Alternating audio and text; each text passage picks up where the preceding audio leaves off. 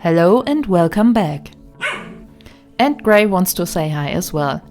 I'm finally done with my bachelor thesis, so it's time to dive deep into this project. This time I approach things by crushing a to-do list. So let's dive in. The first 10 to-dos were lectures in Udemy.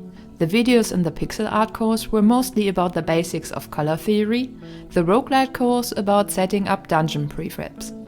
This might be very interesting in the future if I want to let a randomizer create parts of the city made of random blocks for loot hunting. Next, I finally wanted to settle on a title. After playing around with some words, I set it on Sideway Survivors. As a player, your goal is to get through the city safely, so you'll avoid the main roads. And the movement will also be mostly sideways. To-do number 12 was making the bullets disappear after 2 seconds after they left the gun. The next to-dos were all about trying an aiming system for the player weapons. First, I created a very simple crosshair. Then I wanted to have a function that made the crosshair appear whenever the player holds the right mouse button. That part was easy. But to have a proper weapon handling in the end, I had to rework the hotbar and the weapon management. For now, I create a simple scriptable object for every weapon where things like weapon name, type and damage are set. This also sets up the general inventory system. For to-do number 15, I made the crosshair follow the mouse button. But since I want to focus more on fighting sideways, like for example in Vampire Survivors, I scrapped it again.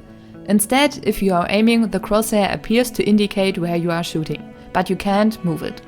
Next up was to trigger the shot when the player holds the right mouse button and clicks the left one. 17 and 18 were about expanding this by adding an animation for when you try to shoot with an empty magazine and also adding a sound to it.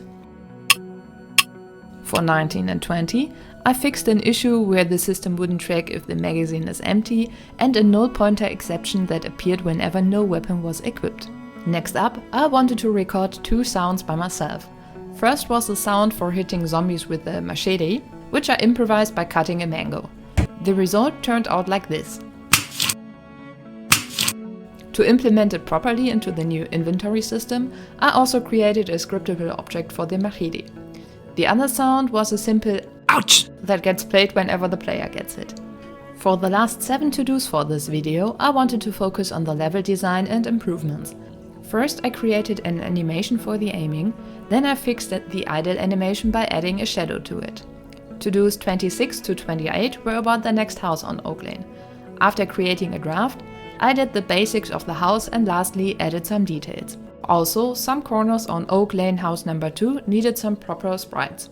And for the final to-do, I added colliders to the level. That's all I've got today. The game is taking more shape and getting more details. I really hope that I can ramp up my working speed now that my bachelor thesis is finally done. Leave a sub if you don't want to miss the next update, and leave a like if you want more content of Gray in my devlogs. See you next time!